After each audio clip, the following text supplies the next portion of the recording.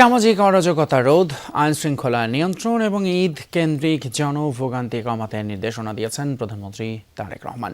মন্ত্রিপরিষদ বৈঠকে এই নির্দেশনা দেওয়া হয়েছে। মন্ত্রীরা জানিয়েছেন, প্রধানমন্ত্রীকে সব মন্ত্রণালয় ঈদের সময় সার্বিক পরিস্থিতি নরমাল এবং সুন্দর থাকবে বলে আশ্বস্ত করেছেন। মন্ত্রিপরিষদ সচিব বলেছেন, ধর্ষণ এবং নারীর প্রতি সহিংসতার মামলাগুলো দ্রুত নিষ্পত্তির নির্দেশনাও দিয়েছেন প্রধানমন্ত্রী। গুরুত্ব দিয়েছেন সংশ্লিষ্ট বিভাগগুলোর সমন্বয় জোরদার করার উপর। সভায় চলতি অর্থবছরের সম্পূরক বাজেটের অনুমোদন দেওয়া হয়েছে। আলাদা বৈঠকে পহেলা বৈশাখের দিনে পরীক্ষামূলকভাবে 22,000 কৃষককে কৃষক কার্ড দেওয়ারও সিদ্ধান্ত হয়েছে। সিলন টি রপ্তানিতে শীর্ষে। ঈদের সরকারি ছুটি শুরু হয়েছে। এর মাঝেই ফাঁকা সচিবালয়ে সকাল 11টায় প্রধানমন্ত্রী তারেক রহমান। প্রথমেই বৈঠক করেন রাজধানীর বর্জ্য ও পরিবহন ব্যবস্থাপনা নিয়ে, যেখানে প্রধানমন্ত্রী বুয়েটের বিশেষজ্ঞ ও ঢাকার 2 সিটির প্রশাসককে দেশীয় কৌশল ব্যবহার করার উপর জোর দেন, যাতে এসব কাজে বিদেশ থেকে যন্ত্রপাতি আমদানি করতে না হয়। রাস্তার থেকে বর্জ্য এগুলা সরিয়ে নেওয়ার কোনো নিষ্কাশনের ব্যবস্থা, যান্ত্রিক ব্যবস্থা তৈরি করা যায় কিনা। আমাদের এই ইলেকট্রিক 3 হুইলার নিয়েও আলাপ হয়েছে, যেটা বুয়েট ডেভেলপ করেছে অলরেডি। এই বর্জ্য ব্যবস্থাপনায় মহানগরীকে ক্লিন করার জন্য যে সমস্ত ভেহিকেল দরকার, গাড়ি দরকার, সেগুলোর ব্যাপারে ওনারা কতটুকু সাহায্য করতে পারবেন, লোকালি বানিয়ে দিতে পারবেন কিনা।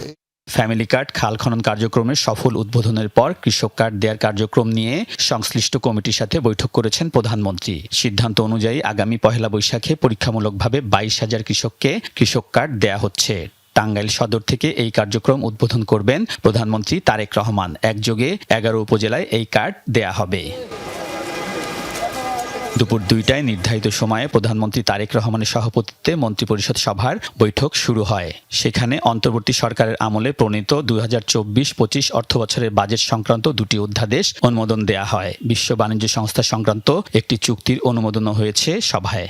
সম্পূরক বাজেটের যেটা যে চেঞ্জেসগুলো হলো, যে বছর শেষে যে এই 2টা করা হয়েছে। সামাজিক অপরাধ, বিশেষ করে ধর্ষণ ও নারীর প্রতি সহিংসতা নিয়ে আলোচনা হয়েছে বৈঠকে। প্রধানমন্ত্রী এ সংক্রান্ত মামলা দ্রুত নিষ্পত্তির নির্দেশনা দিয়েছেন।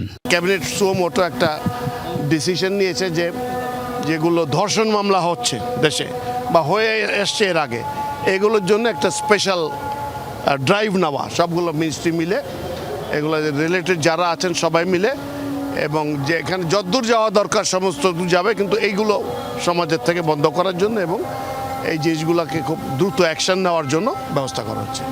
মন্ত্রিপরিষদ বৈঠকে জ্বালানি ও আইন শৃঙ্খলা পরিস্থিতি, সেবামূলক কার্যক্রম ও জনভোগান্তি কমাতে অনির্ধারিত আলোচনা হয়েছে। সমাজে কিছু অরাজকতা হচ্ছে, সেগুলো কিভাবে আমরা কন্ট্রোলে আনতে পারি সেগুলো নিয়ে আলোচনা। ঈদ রিলেটেড জনভোগান্তি কমানোর জন্য কি করা যেতে পারে সেগুলো রিলেটেড মাননীয় প্রধানমন্ত্রীর অনেক দুশ্চিন্তা আছে, উনি সেগুলো রিলেটেড কিছু ফাইনাল সিদ্ধান্ত দিয়ে ফাইনাল ঈদের আগের ক্যাবিনেট মিটিং শেষ হলো। মাননীয় প্রধানমন্ত্রীকে আস্থা দিতে পেরেছেন সব মন্ত্রণালয় যে অবস্থা নর্মাল এবং সুন্দর থাকবে। সর্বদা আমরা এই ঈদ উপলক্ষে জনস্বার্থে, জনগণের প্রয়োজনে সবসময় কথা বলেছি, পাশে থেকেছি, এখন তো আরও দায়িত্ব নিয়েই পাশে থাকবে। যেসব এলাকায় সম্প্রতি ঝড়, শিলাবৃষ্টি ও ফ্লাশ ফ্লাড হয়েছে, এর ক্ষয়ক্ষতির তালিকা করতে কৃষি, খাদ্য ও ত্রাণ মন্ত্রণালয়কে নির্দেশনাও দেওয়া হয়েছে মন্ত্রিপরিষদের বৈঠকে।